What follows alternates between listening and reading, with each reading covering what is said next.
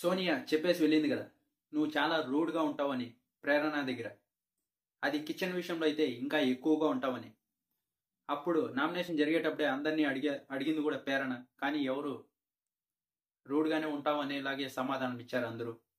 దానికే నామినేషన్స్ అయిన తర్వాత అందరి దగ్గరికి వెళ్ళి సారీ చెప్పిందట, నేను రూడ్గా ఉన్నందుకు సారీ అని, చీఫ్గా ఉండి.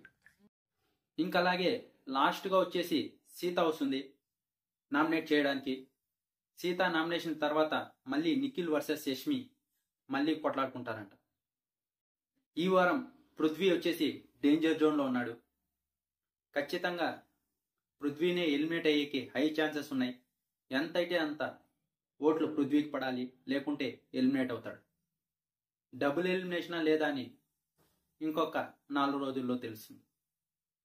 డబుల్ ఎలిమినేషన్ ఉంటే ఎవరు వెళ్తారో కామెంట్ బాక్స్లో చెప్పండి.